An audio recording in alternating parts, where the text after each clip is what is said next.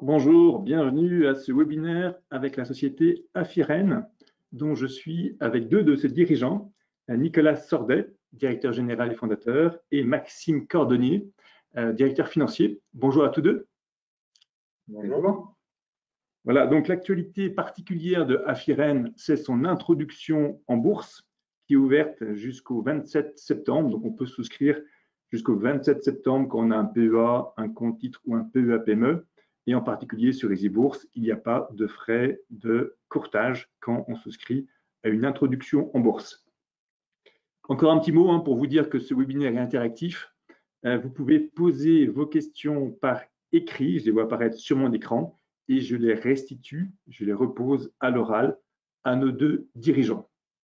Alors, allons maintenant directement dans le vif du sujet. Maxime et Nicolas, je vous propose que vous commenciez par nous présenter qui est Afiren. Peut-être avant de commencer par une présentation, qui est Afiren, peut-être juste une petite présentation de Maxime et moi-même. Qui nous sommes. Maxime Cordonnier, moi je suis directeur financier d'Afiren, que je rejoins il y a bientôt 3 ans. Je suis ingénieur de formation, j'ai fait la plupart de ma carrière côté investisseur. Voilà, et notamment en accompagnement en capital risque, en accompagnement de sociétés en phase justement de scale-up sur plutôt des problématiques de technologie verte. Et Nicolas Soder, donc je suis le directeur général et cofondateur de la société. J'ai un passé également plutôt financier, parce que j'ai travaillé en finance pendant la majeure partie de ma carrière auparavant, et principalement à l'étranger, aux États-Unis et puis en Asie, avec déjà des expériences petit à petit déjà de start-up, j'ai envie de dire, notamment en Asie. Voilà, c'était sur un domaine d'activité différent, mais finalement une expérience très riche qui est très utile dans le développement d'une société comme celle d'Afiren. Donc, je vous propose maintenant de rentrer un petit peu plus dans le vif du sujet. Qui est Afiren, comme la question a été posée ainsi. Avant peut-être même de vous donner un petit peu plus de spécifications, je pense qu'il est important, c'est de comprendre quelle est notre approche et finalement quelle est notre mission en quelque sorte. Grâce à notre technologie, on va être capable de produire des ingrédients. La question, c'est de savoir comment est-ce qu'on peut les produire tout en adressant un certain nombre de challenges sociétaux et environnementaux, finalement de se projeter sur le long terme pour être une société viable à long terme et capable d'encaisser, j'allais dire, tous les changements qui vont intervenir à l'avenir, notamment en termes d'environnement. Voilà, comment est-ce qu'on organise une technologie pour utiliser des ressources qui sont renouvelables? Comment est-ce qu'on arrive à réduire les émissions de CO2 pour finalement participer à cette lutte contre le réchauffement climatique qui est en route, qui est indéniable, réchauffement contre lequel il faudra pouvoir agir. Et voilà. Et donc, si on veut s'inscrire à long terme, par conviction, mais aussi de façon, on est obligé finalement de prendre tout ça en compte pour rester une société viable. Alors, donc, ce que Afiren produit, ce sont des molécules qu'on appelle des acides organiques. Et donc, ce sont des molécules qui sont utilisées dans de très nombreux produits de la vie du quotidien, sans qu'on sache toujours d'ailleurs. Parce qu'on va les retrouver, par exemple, comme conservateur dans notre pain brioché, comme arôme dans notre yaourt, dans notre crème cosmétique, nos vernis à ongles, mais encore les lubrifiants pour aéronautique ou encore les batteries de véhicules électriques, alimentation animale. Voilà, les applications sont extrêmement larges et variées de ces acides organiques. Et le fait est qu'aujourd'hui, ces acides organiques sont encore à 99% pétrosourcés, vraiment issus de la pétrochimie, ce qui génère quand même deux grandes problématiques. C'est la dépendance aux ressources fossiles et deux, c'est l'impact environnemental et les émissions de CO2 que génère finalement la production de ces molécules. Et face à ces grands enjeux, on voit clairement des tendances de fond s'opérer, notamment de la part des grands industriels. Alors, dans notre écosystème, ce sont nos clients, nos donneurs d'ordre, qui ont commencé à adresser ces contraintes en mettant en place des politiques d'approvisionnement qui ont vocation à être de plus en plus durables pour trouver justement des alternatives plus respectueuses de l'environnement à ces grands enjeux. Et on voit que ces tendances de fond s'est clairement accélérées dans les dernières années et encore plus avec la crise que l'on traverse encore actuellement depuis 2 ans. Donc, un petit point sur finalement le modèle Afiren. Donc, c'est produire ces molécules de façon durable, en respectant l'environnement.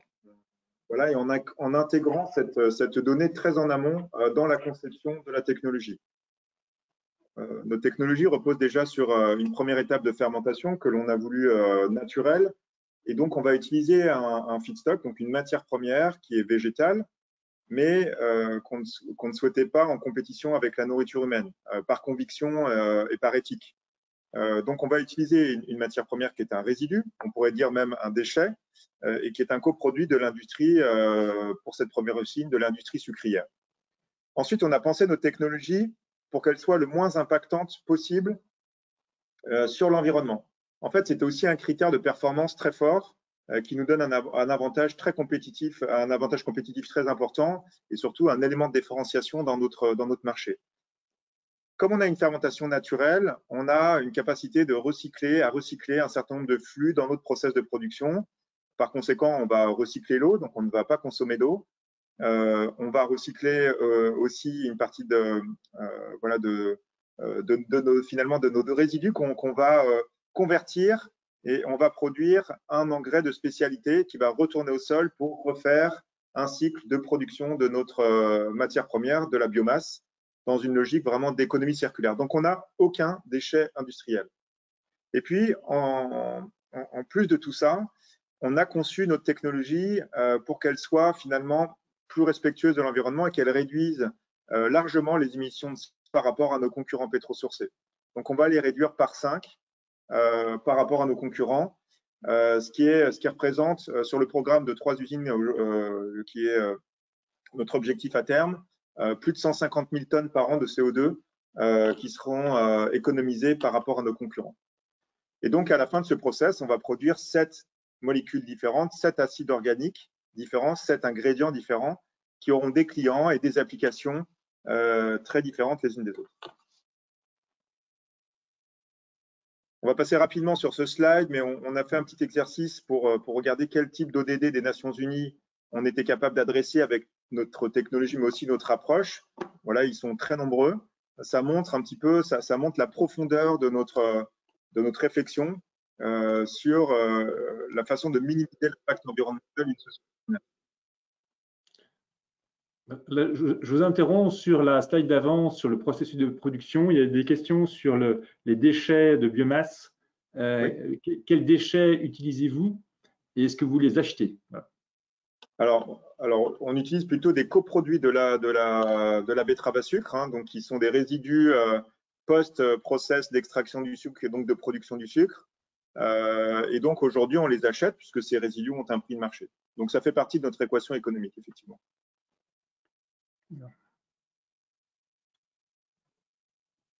Voilà, donc cette stratégie ESG, vous l'avez compris, on l'a mis très tôt au cœur de notre développement, à la fois de notre technologie, mais de notre approche. Utiliser une matière première qui ne soit pas en concurrence avec la nourriture humaine, c'est-à-dire ne pas utiliser un champ, de l'énergie, de l'eau, des engrais pour produire une matière première qui nous servira dans notre fermentation, c'est quand même une approche qui est très claire et surtout qui drive la technologie qu'on va mettre en place derrière. Donc très tôt, on a mis cette stratégie ESG donc, au cœur de notre stratégie. On a d'ailleurs embauché Caroline Pettini qui travaillait chez un chimiste auparavant et on lui a confié comme mission de mettre en place cette roadmap ESG, cette stratégie à long terme avec comme objectif une certification RSE en 2023. Afiren, en quelques mots, c'est plus de 10 ans de R&D maintenant, une dizaine de brevets déposés à l'échelle mondiale pour produire nos 7 molécules, nos 7 acides organiques et un engrais de spécialité qui est certifié et utilisable en agriculture biologique.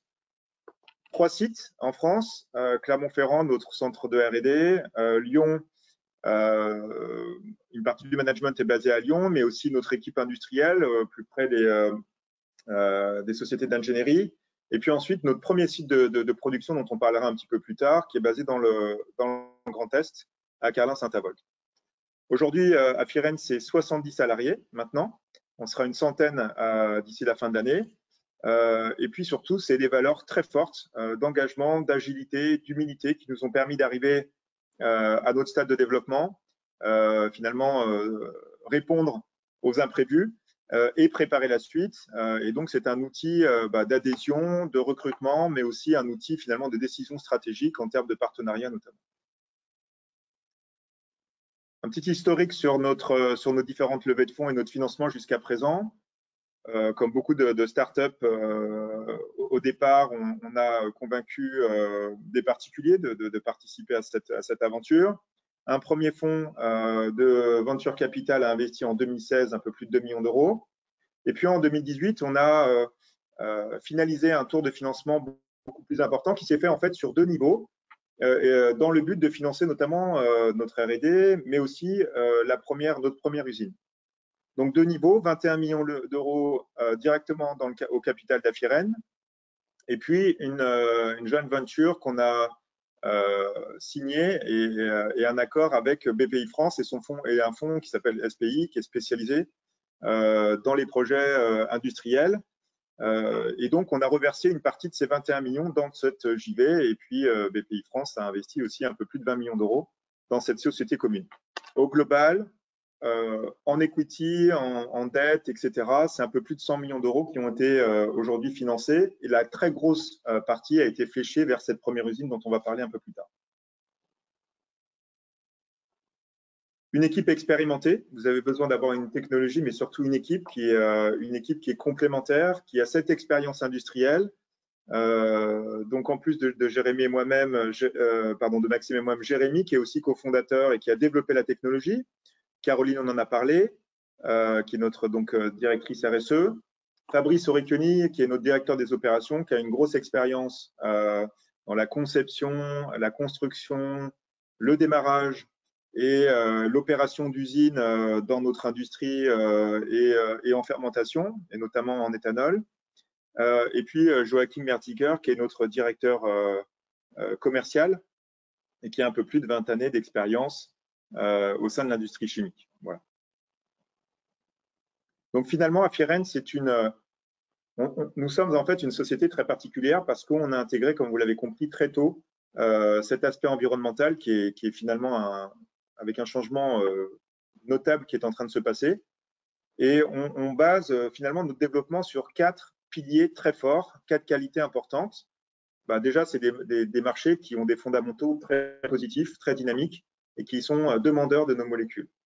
Le deuxième point important, c'est cette technologie qu'on a développée, qu'on a protégée, qui est respectueuse de l'environnement et surtout qui est compétitive par rapport au pétrole. Le troisième point important, c'est cette première usine, Afiren Neoxy, qui est donc aujourd'hui financée et dérisquée sur beaucoup d'aspects. On va en parler un petit peu plus tard. Et puis un modèle économique duplicable parce que nos marchés sont mondiaux. C'est plus de 13 milliards de dollars de chiffre d'affaires par an, partout sur la planète. Donc finalement un terrain de jeu important pour déployer notre technologie et construire de nouvelles usines. Alors si on démarre effectivement avec cette première partie sur les marchés, donc chez Afiren, avec notre procédé, avec une technologie et donc avec une usine, on produit 7 molécules différentes. 7 acides organiques qu'on appelle en fait plus spécialement des acides carboxyliques. Donc ce sont des chaînes carbonées plus ou moins longues. La plus courte, c'est le C2, l'acide diacétique, et la plus longue, c'est le C6, l'acide caproïque. Chacun de ces 7 molécules est utilisé en fait dans de très nombreuses applications. On a mis quelques exemples ici, mais clairement, c'est non exhaustif. Et elles sont utilisées pour 3 propriétés principales. Propriété de conservation, propriété antibactérienne, également propriété olfactive. Et donc, selon la propriété pour laquelle elles sont mises en avant, elles se retrouvent dans différentes applications. Et chez Afiren, on a une approche qu'on appelle drop-in, c'est-à-dire qu'on va proposer exactement la même molécule que celle qui existe sur le marché aujourd'hui de manière pétrosourcée, en respectant le même cahier des charges, sauf que nous, on la fabrique avec le procédé de production le plus respectueux de l'environnement possible, avec un impact carbone faible et un carbone renouvelable finalement à l'intérieur. Et donc, dès lors que l'on respecte les cahiers des charges habituels, le changement est extrêmement facile pour nos clients puisqu'ils n'ont pas de changement à opérer dans leur procédé de production ni dans leur composition de produits. Et c'est pour ça qu'en fait, on a déjà prévendu 60% de notre première usine qui démarre l'année prochaine. C'est-à-dire qu'on a sécurisé sur une durée longue un carnet d'ordre de plus de 150 millions d'euros sur une durée longue pour cette première usine. Dès lors qu'on a cette approche drop-in, l'ensemble de notre marché adressable, c'est l'ensemble du marché des acides carboxyliques, qui est aujourd'hui un marché conséquent estimé à 13 milliards de dollars, avec une forte croissance de plus de 5%, et donc qui atteindra un marché de l'ordre de 21 milliards de dollars à la fin de la décennie. Donc on voit cette grande aire de jeu, avec une traction très forte, et qui bénéficie à l'intérieur, on bénéficie à l'intérieur d'une deuxième traction conséquente, qui est qu'aujourd'hui, moins de 1% de ces molécules sont biosourcés ou naturels. Et c'est avant tout dû par une faiblesse de l'offre, puisque clairement la demande est là de la part des clients et des consommateurs finaux. Et donc nous, on rentre sur ce marché en bénéficiant de cette double traction sur cette aire de jeu qui est conséquente. Les applications que l'on peut adresser avec nos molécules, donc il y en a 6 principales dans lesquelles ces molécules sont utilisées. Donc le premier marché pour nous, c'est le marché de l'alimentation, principalement pour la partie conservation et arômes. Ensuite, on a la nutrition animale, mais également les arômes et parfums, les lubrifiants et d'autres applications. Et ce qui est très intéressant, c'est que les deux propriétés qu'on apporte en plus, ce côté naturel et bas carbone, répondent en fait à des besoins qui peuvent être différents en fait dans ces applications. Si par exemple, pour l'alimentation, c'est avant tout le côté naturel et biosourcé qui va être recherché. Je pense que tous, en tant que consommateur final, on aimerait ne plus avoir à manger des dérivés pétrochimiques dans notre tartine le matin. Et donc, voilà, on répond à ce besoin avec cet aspect naturel et, naturel et biosourcé. Pardon. À l'inverse, si on prend d'autres applications, comme par exemple les lubrifiants, c'est avant tout le côté bas carbone qui va être recherché par nos clients pour diminuer finalement leur empreinte environnementale globale dans leur écosystème. Et donc, en ayant ces deux éléments-là, bas carbone et biosourcé, ben, finalement, on adresse vraiment les besoins fondamentaux d'évolution de ces 6 marchés. Donc, on voit cette traction très forte de la part de nos clients, des consommateurs finaux, qui sont des tendances de fond majeures.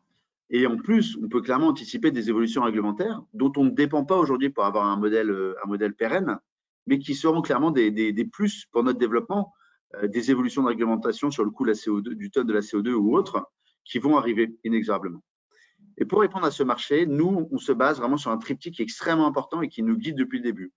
Le premier élément de ce triptyque, c'est le modèle durable, on l'a évoqué, le fait d'être bas carbone, de n'utiliser que des coproduits de l'agriculture comme matière première, jamais en compétition avec l'alimentation humaine et toujours approvisionné de manière locale, d'être totalement dans une approche d'économie circulaire, sans générer de déchets, en revalorisant l'ensemble de nos résidus.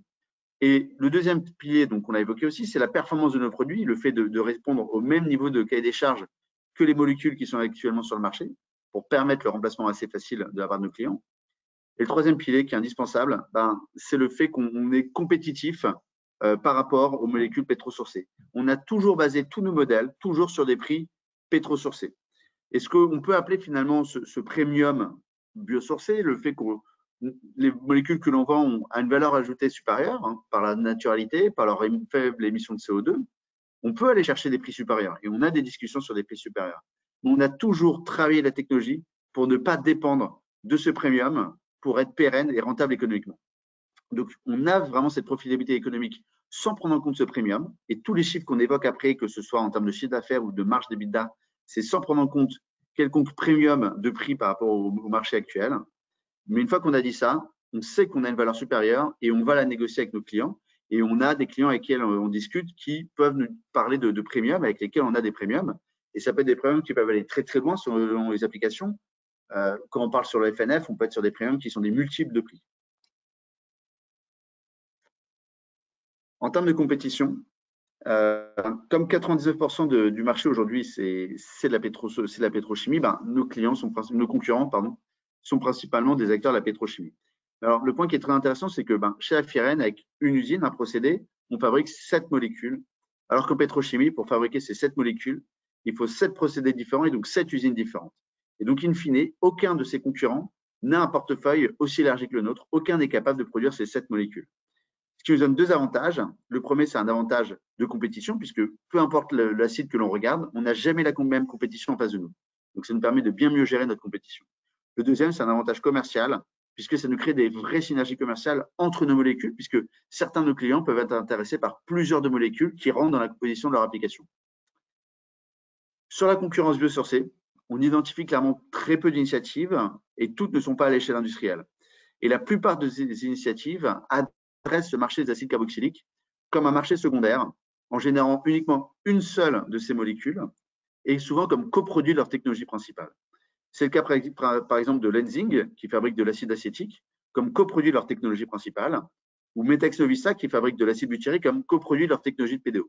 Mais in fine, aucun de ces acteurs n'adresse ce marché des acides carboxyliques comme un marché prioritaire et aucun ne le fait avec un portefeuille de gamme aussi élargi que le nôtre. Donc, on a clairement un positionnement unique dans ce marché. Alors, il y avait quelques questions sur d'autres acteurs, si on revient sur la slide d'avant, qui ne sont d'ailleurs pas cités. Global Bioénergie, Voilà, comment vous situez-vous en termes de produits par rapport à Global Bioénergie? Une question aussi par rapport à Metex, comme vous avez la réponse en même temps. Qu'est-ce qui vous différencie de Metex?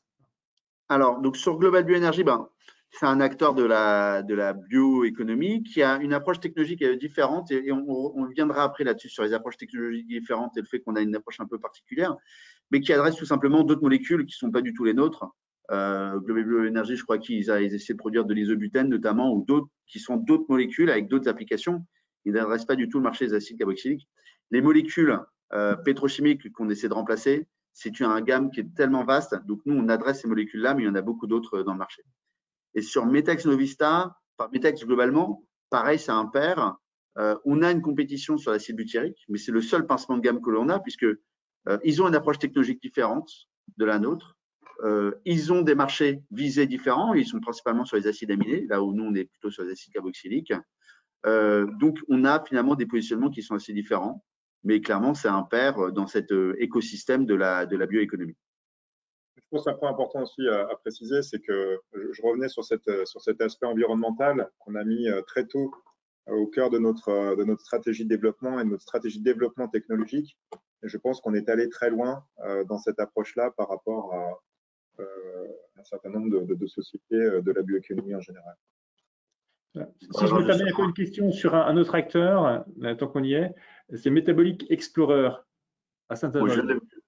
Oui, non, mais alors, quand on parle de Metex, effectivement, c'est le petit nom de Metabolic Explorer. Mais effectivement, au final, on n'a pas la même approche technologique, on ne vise pas les mêmes marchés, pas les mêmes molécules, à part cet acide butyrique, qui s'avère qu'on a déjà nous prévendu à 100%. Donc, vraiment, voilà. Mais effectivement, après, c'est sur l'approche finalement globale de la technologie, on y reviendra après. On a essayé de pousser vraiment au plus loin, on va dire, cette bioéconomie globale. Et en cela, pour le coup, on a une approche technologique assez différente d'un Metex ou d'un Global Bioénergie. Et on pourra y revenir peut-être après.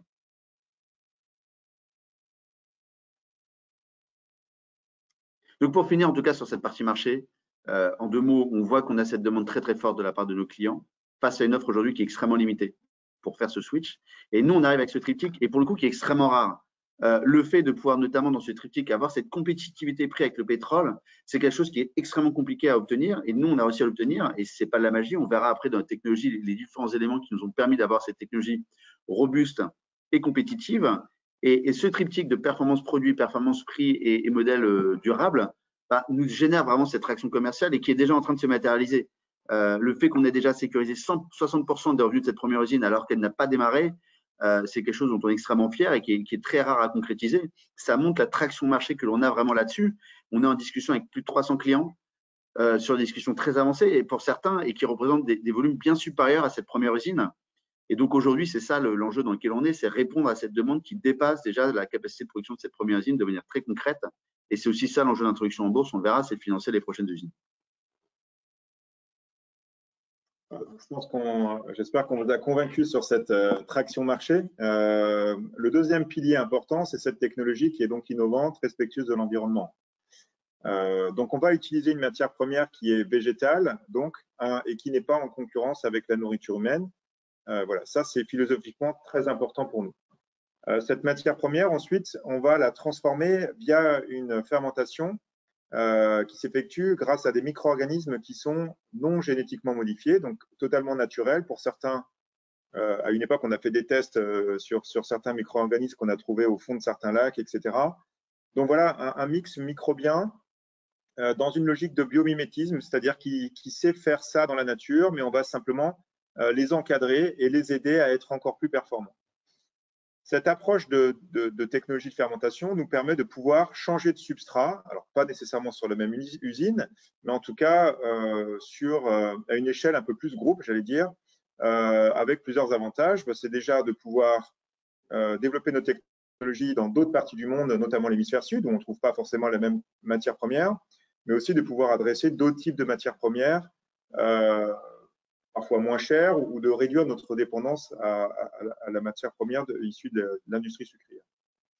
Ensuite, on a conçu une technologie avec comme objectif d'être compétitif par rapport au pétrole. C'était vraiment notre driver. On a toujours considéré que le biosourcé était finalement quelque chose de positif, mais qui nous permet de rentrer sur le marché. mais on devait être compétitif en termes de prix pour convaincre nos clients. Une première fermentation, donc, on a dit, qui d'une certaine façon peut être comparée à de la méthanisation, pour faire simple. Ensuite, un process de concentration, donc on va réduire notre flux de fermentation, et une technique de séparation qui est très innovante, qui est brevetée, pour produire nos 7 molécules différentes qu'on va séparer les unes des autres via un process de distillation finale pour produire donc ces 7 acides et notre engrais. Aujourd'hui, notre fermentation est basée donc sur du savoir-faire. Et donc ça, c'est quelque chose qu'on développe chez Afiren depuis plus de 10 ans, avec des dizaines de milliers d'heures d'expérience, et puis sur des brevets pour la partie downstream de notre process.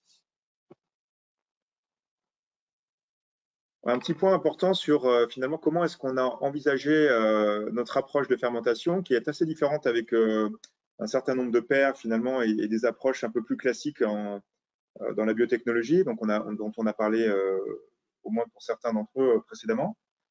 On va utiliser déjà donc une biomasse qui est, nous, non alimentaire. Dans un certain nombre de cas, la biomasse est alimentaire, c'est-à-dire que souvent c'est un sucre qui va être dégradé par une bactérie qui est développée, qui est pure, qui est développée parfois de façon OGM pour produire à la fin un produit unique pour répondre à une attente du marché. Voilà, c'est une approche très différente philosophiquement qui amène des contraintes en termes notamment de procédés ou de purification ou d'extraction, mais qui marche dans un certain nombre d'applications en fonction des molécules qu'on va viser. Mais nous, on a choisi vraiment une approche qui soit plus ouverte, qui soit peut-être plus robuste et qui soit plus compétitive en termes de prix par rapport aux molécules qu'on souhaitait produire et surtout qui nous permette d'utiliser une matière première qui est donc un résidu. Et donc, c'est un mix microbien, hein, c'est ce qu'on disait tout à l'heure, pour permettre non pas la production d'une molécule, mais de 7 molécules différentes. Donc, in fine, cette technologie, elle a été pensée pour être compétitive, pour être respectueuse de l'environnement, avec toujours le fameux triptyque dont Maxime parlait tout à l'heure. Ces 3 fameux points qu'on essaie de rassembler pour répondre à l'attente du marché, c'est-à-dire un modèle durable, une performance des produits pour permettre à nos clients de switcher et cette compétitivité. Un petit point sur notre R&D. On y a consacré une bonne partie de nos ressources pendant une grosse période de notre développement. C'est toujours d'actualité. Hein. L'objectif de cette IPO est aussi de financer notre R&D pour élargir notre gamme de produits, notamment. Voilà, donc on va viser avec cette R&D 3 points principaux. Le premier, c'est de continuer à améliorer notre procédé de fermentation et de production qu'on pourra implémenter ensuite dans nos usines pour une meilleure rentabilité. C'est aussi travailler sur d'autres types de matières premières, adapter notre process à ces matières premières-là. Et puis ensuite, c'est développer d'autres types de produits à base de fermentation, d'autres types de molécules, d'autres types d'acides, voire certains dérivés de nos acides pour toucher d'autres types de clients et d'autres types de molécules et d'autres types de marchés. Un point aussi très important, puisque vous l'avez vu, on est en pleine mutation, finalement, quelque part d'une start-up à une société industrielle. On souhaite conserver cet ADN d'agilité, de ce mode de pensée start-up. Néanmoins, on a organisé notre Afiren et notamment Afiren Neoxy pour matcher les meilleurs standards en termes de qualité, en termes de culture d'excellence opérationnelle notamment, pour nous préparer à la suite, finalement, pour être capable de déployer notre modèle dans les prochaines usines et d'avoir finalement cette organisation nécessaire pour pouvoir grossir rapidement. Le troisième point très important de notre approche, c'est cette première usine, Afiren Neoxy, qui est en fin de construction. On va en parler un petit peu plus et qui nous permet d'envisager ensuite, qui est finalement qu'une première étape sur notre déploiement industriel. Pour en arriver là, peut-être juste un petit peu d'historique, et en tout cas pour vous expliquer comment on a réalisé ce scale-up finalement. On est parti notamment en termes de fermentation du labo sur des fermentations à petit volume.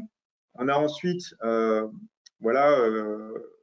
réussi des tests et un scale-up relativement important sur un premier équipement qui était 1000 fois plus grand que ce qu'on faisait au labo. C'est la photo que vous pouvez voir sur l'écran.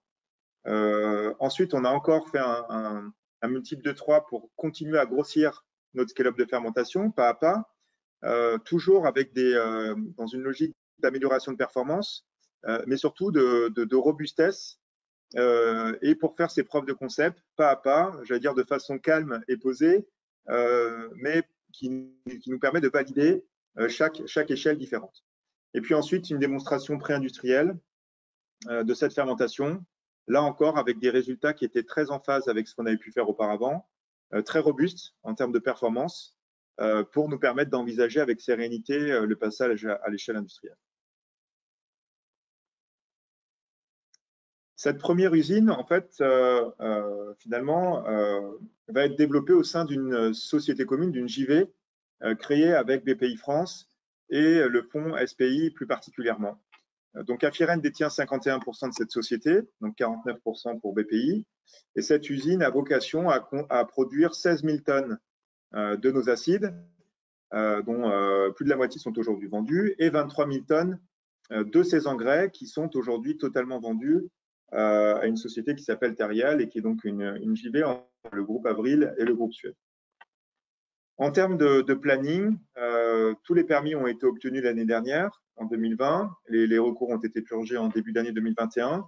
On prévoit une fin de construction fin décembre 2021 en ligne avec ce qu'on avait prévu initialement, ce qui est quand même une performance notable en période de Covid. Et puis ensuite, une réception de nos équipements, des premiers tests pour commencer une production à la fin du premier trimestre de l'année prochaine.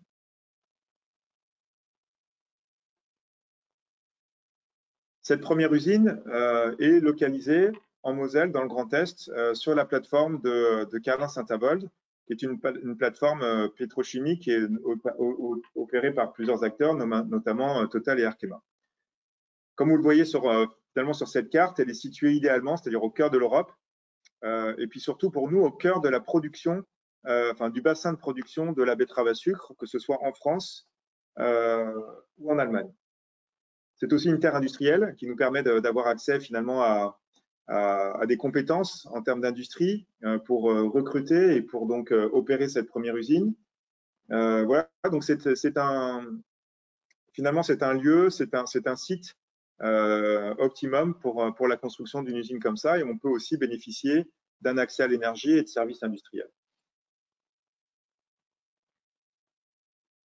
Et donc cette première usine, elle est aujourd'hui très dérisquée. Elle est très dérisquée, notamment en termes de financement, puisqu'on a financé plus de 80 millions d'euros pour la construction de cette usine, mais aussi pour toute la période, tout le besoin en fonds de roulement pour nous permettre d'atteindre la pleine capacité. L'approvisionnement est également sécurisé, puisqu'on a signé un contrat à long terme avec la société allemande Suzuka pour la fourniture de notre matière première. Et puis ensuite, un carnet de commandes donc, qui est déjà bien rempli, puisque 60% du chiffre d'affaires sur une période assez longue est déjà sécurisé. Par ailleurs, sur les 40% qui restent, on a aujourd'hui un certain nombre de discussions commerciales et contractuelles avec un certain nombre de clients, voilà, pour justement vendre le reste de notre production. Donc, on est très confiant sur voilà, sur ce développement commercial pour sécuriser et vendre la totalité de la production d'Afiren Neoxy. En moyenne, enfin en global, c'est plus de 300 clients qui ont été adressés et voilà, une grosse partie d'entre eux ont validé, pour ceux qui en ont reçu en tout cas, qui ont validé nos produits suite à des tests de performance et de qualité.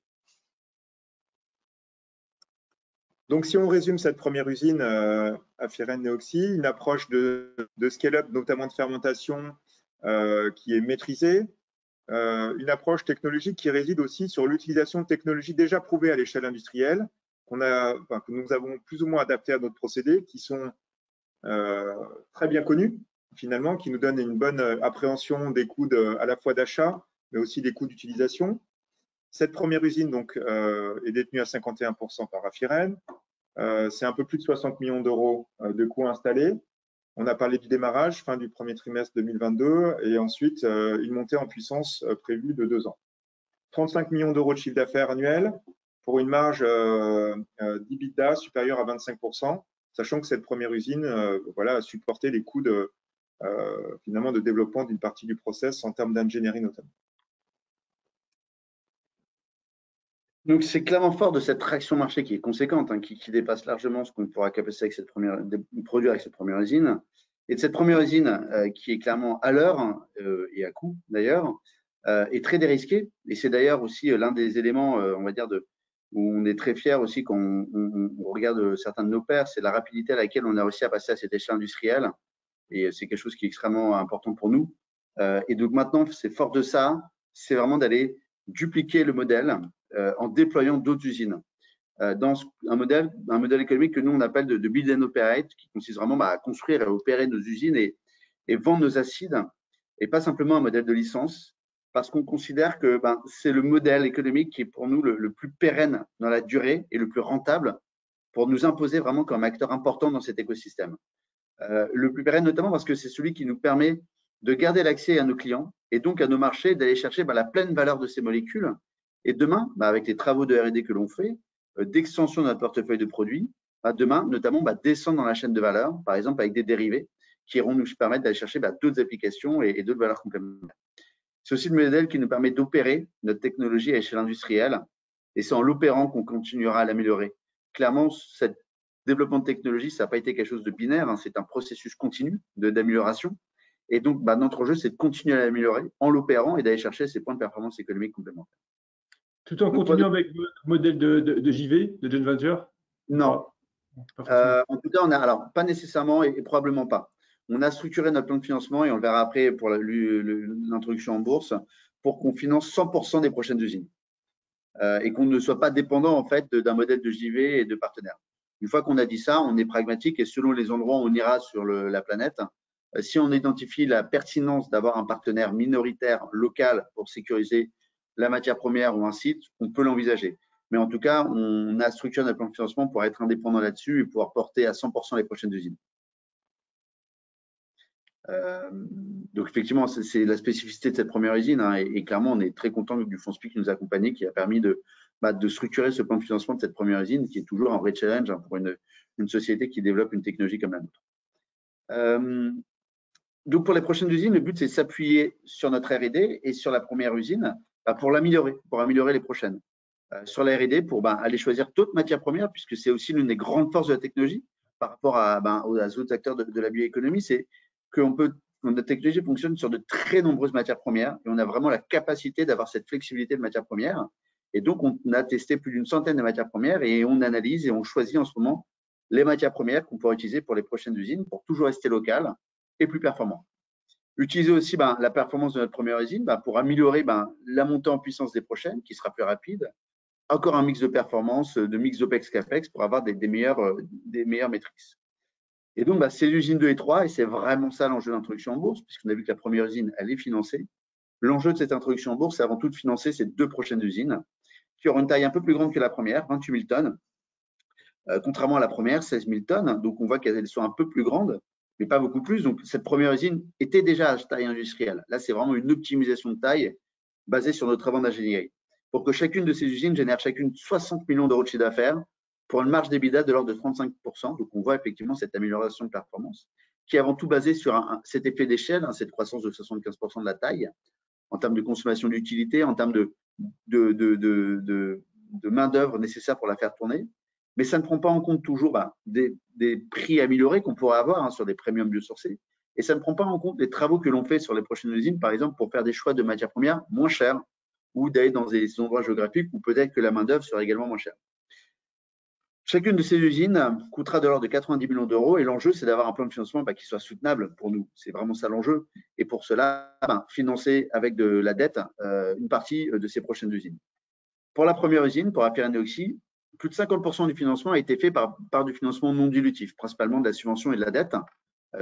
Et si on se projette par exemple à l'usine 5, 6, le but c'est d'avoir un plan de dette qui soit totalement optimisé, un peu proche d'un modèle d'infrastructure, pour avoir l'apport en fonds propres le plus léger possible, basé sur des actifs de plus en plus dérisqués industriellement et commercialement. pour ces usines 2 et 3, on vise un levier d'aide intermédiaire de 60%, clairement soutenable pour nos projets. Et on a déjà un certain nombre de discussions pour travailler sur ces financements bas de bilan. On peut parler d'obligations vertes ou autres, et qui nous permettra d'avoir un plan de financement totalement soutenable avec cette levée de fonds de l'introduction en bourse. Donc, une petite question juste au passage sur l'usine numéro 1. Est-ce qu'elle pourrait être facilement agrandie? Bien sûr, tout à fait. On a un terrain qui est plus grand que la taille de notre usine. On a structuré notre usine pour qu'elle ne prenne qu'une partie du foncier pour qu'on puisse étendre la capacité de production le moment venu. Aujourd'hui, on n'a pas défini le planning d'extension et on ne l'a pas encore décidé avec notre partenaire BPI France. On attend déjà de la démarrer et de l'opérer et de la faire monter en puissance. Et c'est pour ça que nos 2 prochaines usines, on les adresse sur d'autres zones géographiques. On va voir ça. Mais clairement, c'est un sujet pour nous et on sait que ces 16 000 tonnes ne permettront pas de couvrir le marché européen. Donc, clairement, une extension viendra. C'est clairement dans le tuyau. Mais en tout cas, ces usines 2 et 3, et je vais aller vite sur les zones géographiques. Notre enjeu, c'est qu'elle démarre fin 2024 et début 2026. Et on travaille déjà dessus, sur un certain nombre de scénarios. Et notre enjeu, c'est les 2 zones géographiques que l'on regarde principalement en dehors de l'Europe, c'est l'Amérique du Nord et l'Asie du Sud-Est. Donc, on voit que l'Europe, on a Neoxy, on voit que la taille ne suffira pas à répondre aux besoins. Mais là, on regarde ces 2 zones géographiques. Pourquoi? Parce que nos clients sont des clients globaux. Et que leurs besoins, ils sont sur ces 3 grands marchés-là.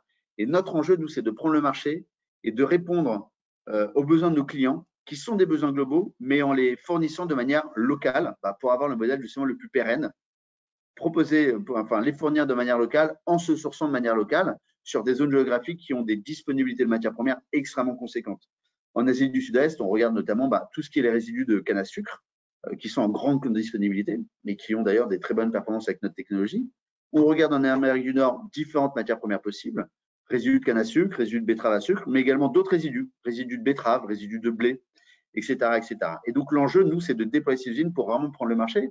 Mais on sait que ces 3 usines, de toute façon, ne seront pas suffisantes. Et c'est qu'un objectif à moyen terme avant d'étendre les capacités de production et de rajouter d'autres usines. C'est vraiment ça notre vision. Donc, fort de ces 3 usines, notre objectif moyen terme, c'est de dépasser les 150 millions d'euros de chiffre d'affaires par an avec ces 3 usines qui seront opérationnelles d'ici 2027. Et le deuxième objectif, qui est très important pour nous, c'est d'atteindre la pleine performance d'Afiren avec une marge d'EBITDA cible de 30% en 2027, une fois que ces 3 usines seront opérationnelles. Et d'être positif en EBITDA dès lors que la deuxième usine sera opérationnelle. Et c'est un objectif très fort qu'on se fixe à moyen terme pour ensuite continuer notre développement, parce qu'une fois plus, Afiren ne s'arrêtera pas à 3 usines. On a beaucoup de choses dans le pipe pour une extension de notre portefeuille produit. On aura beaucoup d'autres usines à développer, mais c'est vraiment cet objectif à moyen terme qu'on se donne, avec cet objectif de timing de ces 2 prochaines usines pour atteindre cette pleine profitabilité au plus vite. Et donc, c'est vraiment ça l'enjeu de cette introduction en bourse, c'est de financer ces usines 2 et 3 pour vraiment atteindre cette profitabilité et devenir vraiment maître de la suite de notre dessin pour continuer à se développer. Et donc, l'utilisation de cet argent, c'est un tiers pour continuer à financer notre R&D, préparer ces usines. On a vu qu'on travaille déjà sur cette préparation d'usines, mais le but, c'est de systématiser encore plus ce travail pour faire le choix de la matière première, le choix des sites, et vraiment d'avoir cette approche systématique pour faire vraiment les meilleurs choix pour nos prochaines usines. Travail sur lequel on est et vraiment qui a vocation à accélérer. Et les 2 autres tiers, c'est financer un tiers pour les fonds propres de l'usine 2 et un tiers pour les fonds propres de l'usine 3. Voilà un peu la structuration de ce financement. Voilà, et donc pour conclure un petit peu cette présentation et cette vision d'Afiren, donc je pense qu'il est important de rappeler que finalement, Afiren, ce n'est pas simplement 2 prochaines usines. On a compris que le marché était important, était demandeur de nos molécules. Donc, on a parlé justement à juste titre d'une question posée précédemment sur la possibilité finalement d'augmenter la capacité de production de notre usine en France. C'est aussi une amélioration de ses coûts de production, de ses coûts de sourcing en fonction des zones géographiques. Et puis, c'est aussi un programme de R&D, donc qui fait partie, comme Maxime le disait, de l'objet de cette IPO, et donc avec vocation de travailler sur des dérivés de nos molécules, donc par exemple des esters, ou de développer d'autres types de produits par fermentation, que ce soit d'autres types d'acides ou que ce soit des produits ferments. Voilà, donc en fait, finalement, notre approche environnementale nous amène une spécificité très particulière qui est d'ailleurs reconnue par nos clients. Voilà, on est prêt en fait pour participer à ce virage qui s'amorce sur cette transition, j'allais dire écologique, sur cette mutation d'une partie de l'industrie pour adresser ces enjeux environnementaux à long terme. On a cette possibilité avec cette première usine de participer et vraiment d'accompagner nos clients dans cette transition. Et puis avec un terrain de jeu qui est énorme, que ce soit nos molécules actuelles ou sur d'autres types de molécules par fermentation que notre R&D, notre savoir-faire pourrait nous permettre de produire.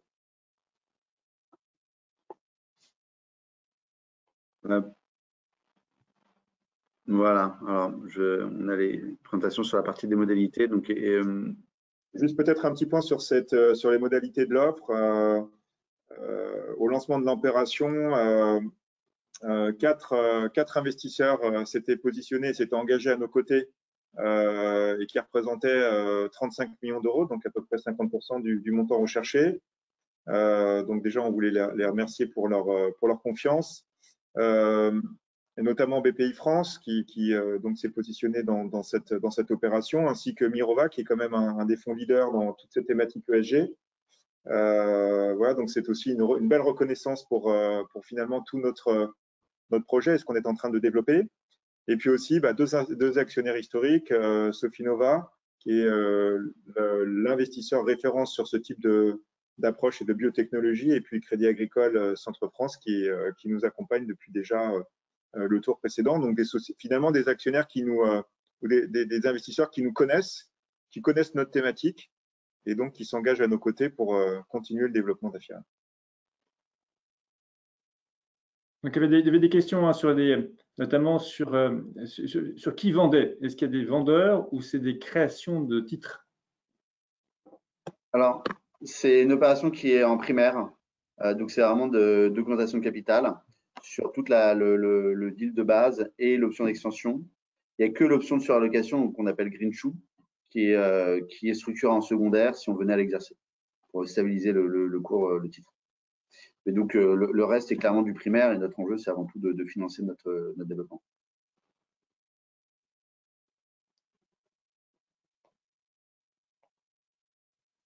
Ouais. Voilà, je vais. Hop. Vous avez des questions? Oui. Alors, je pense que vous étiez très complet, que vous avez répondu à quasiment toutes les questions. Je vais juste repasser un peu en revue. Donc, le coût de l'usine, il y avait beaucoup de questions sur le coût de l'usine, mais vous l'avez dit, entre 62 et 80 millions d'euros de mémoire.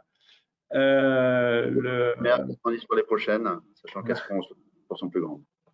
Voilà. Et aujourd'hui, on est clairement au coût prévu pour la première. Il n'y a pas du tout de dérapage annoncé. On est à l'heure aussi. Et sur la concurrence, il y a des questions sur la concurrence spécifiquement européenne et est-ce que des nouveaux acteurs pouvaient entrer ou est-ce que des pétroliers pouvaient vous copier? Est-ce que ce serait facile de vous copier ou de faire comme essayer d'organiser notre technologie et de la protéger avec des brevets, avec du savoir-faire, donc finalement une performance de fermentation importante. Voilà, en fait, la compétition fait partie de la vie d'une entreprise. N'importe quelle société est face à ça. Voilà, on a un temps d'avance, on tient à le garder et c'est justement aussi l'objet de cette IPO pour continuer à améliorer notre technologie et garder cette avance sur nos concurrents. Aujourd'hui, on n'identifie pas d'acteurs concurrents qui seraient en train d'émerger avec le même niveau de compétitivité. On n'en a pas identifié. On n'empêchera pas des gens qui veulent produire ces molécules d'essayer de les produire. Clairement, la force qu'on a eue, c'est d'être capable de les produire de manière compétitive. Et aujourd'hui, on est les seuls à le faire et c'est pour ça qu'on passe à l'échelle industrielle.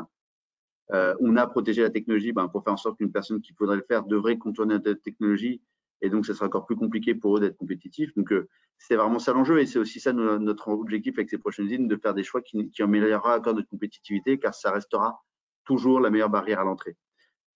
Et on avait un sujet intéressant qui était finalement l'un de nos clients qui disait que ça faisait 40 ans qu'il essayait de fabriquer ces molécules de manière biosourcée et n'y avait pas de manière compétitive alors qu'il avait beaucoup plus d'argent que nous. Donc, ça montre qu'on a réussi à obtenir une performance technologique qui n'est pas simple.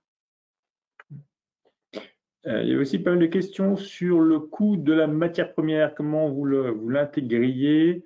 Parce que j'imagine que cette matière première ces résidus ou déchets donnent lieu à d'autres utilisations, la méthanisation ou autre chose. Comment vous être sûr que vous aurez toujours accès à suffisamment de matières premières et à un coût encadré? C'est vrai que c'est un enjeu, mais finalement, comme n'importe quelle société industrielle, aujourd'hui, on a sécurisé cet approvisionnement sur un contrat à long terme. Notre vision, c'est d'avoir justement la chance d'avoir une flexibilité. En fait, c'était aussi l'objectif sur notre technologie pour pouvoir utiliser d'autres types de matières premières également en fonction des zones géographiques dans lesquelles on va s'implanter. C'est une matière qui est produite de façon conséquente, importante, et on est finalement une partie infime de la production de ce type de substrat. Voilà, donc on essaye de gérer avec cette diversité et puis ce contrat long terme pour cette problématique. Il y a des personnes qui étaient très intéressées pour suivre ou même avoir des reportages réguliers sur l'avancement des travaux de Carling, donc de votre usine de Saint-Avold, et qui posaient aussi des questions sur le combien de tonnes de matières premières faut-il pour produire donc 160 000 tonnes, c'est un chiffre tout à l'heure annoncé, ou 16 000 tonnes plutôt. 16 000 tonnes d'acide et 23 000 tonnes d'engrais. 16 000 tonnes d'acide. Donc voilà, après, on n'a pas vocation à communiquer sur le montant de substrat nécessaire pour produire ces acides. Hein. Ce serait un petit peu de secret aussi de fabrication.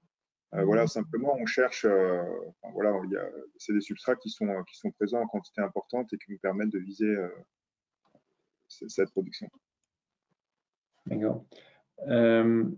Est-ce que, et puis donc, aussi, quelles sont vos chances de signer des accords sur 100% de votre capacité de production, notamment sur de Saint-Avold, et puis votre part de marché. La part de marché, vous avez déjà dit, je pense, de mémoire, que c'était 35% de la demande auquel vous pouviez répondre. Non, c'est pas ça de mémoire. Non, alors déjà, si. Moi, j'ai pas compris non plus. Alors, sur la capacité ou en tout cas notre capacité ensuite à vendre 100% des molécules, voilà, on a prévu déjà une période relativement longue pour atteindre la pleine capacité pour le démarrage de cette usine. Donc, on a du temps devant nous pour sécuriser finalement les 40% restants. On a aujourd'hui un certain nombre de discussions commerciales, voire contractuelles. Voilà, donc il y a des discussions, on travaille dessus avec le temps, on est optimiste. Et puis sur les parts de marché, ça dépend effectivement du type de molécules qu'on va produire et elles seront, j'allais dire, relativement peu importantes avec cette première usine. Mais potentiellement, vous pourriez représenter quelle part de marché? J'avais cru comprendre à un moment donné qu'il y avait un pourcentage de la demande sur un marché donné. Non, on parlait du marché global. Le marché, c'est 13 milliards de dollars, c'est une croissance forte. Donc le marché est extrêmement conséquent. On ne communique pas forcément sur les parts de marché, mais clairement, la question, c'est est-ce qu'il y a la place pour plus que 3 usines? Oui, clairement, il y a la place pour bien plus que 3 usines. Et donc voilà, le but, c'est vraiment d'aller chercher ce marché. D'accord. Et peut-être prendre une dernière question. Est-ce que vous pouvez détailler l'accord avec Südzucker, donc sur l'approvisionnement en matières premières? C'est un accord confidentiel. Un petit peu trop dans le détail parce qu'on est quand même tenu par un sujet de confidentialité. C'est simplement un accord qui est sur plusieurs années et qui nous permet d'avoir une visibilité à la fois sur le prix et puis donc sur la durée sur notre approvisionnement. D'accord. Je précise, on peut aller sur la dernière slide encore si vous le souhaitez. Je précise que ce support-là, vous pouvez le télécharger si vous le souhaitez. Voilà. Vous pouvez aussi, ce webinaire a été enregistré, donc un replay sera disponible et mis à votre disposition. Vous recevrez un mail là-dessus, puis ce sera sur le site EasyBourse.